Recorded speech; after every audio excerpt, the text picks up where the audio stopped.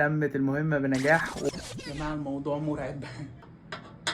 هنا انا قررت افك التلسكوب عشان انضف مرايته.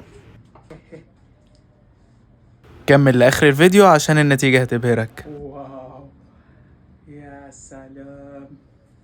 لا ثانية باين طبعا الاوساخ اللي على المرايه، بص شكلها عامل ازاي، فيه حاجات تراب كتير. فانا هبدا انضفها دلوقتي. هو طبعا التفاصيل والتراب ده باين عشان هي بقالها 5 سنين ما اتنضفتش. هبدا انضفها بالراحه ونشوف النتيجه بقى. دي يا جماعة مراية التلسكوب.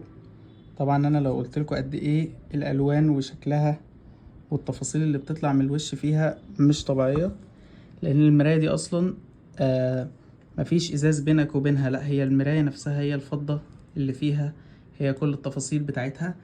فانا بوريكوا المراية الاغلى في حياتي.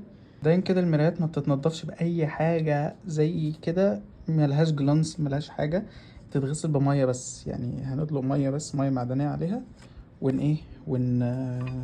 وننشفها. ما نقدرش نحط عليها اي حاجة تانية. فانا هحطها دلوقتي كده، ادلق عليها بسم الله.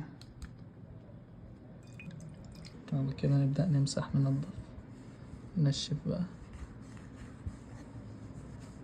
تمت المهمة بنجاح ونضفت مراية التلسكوب، مبقاش فيها بص شايفين النقاء، شايفين الحق، بص ولا غلطة.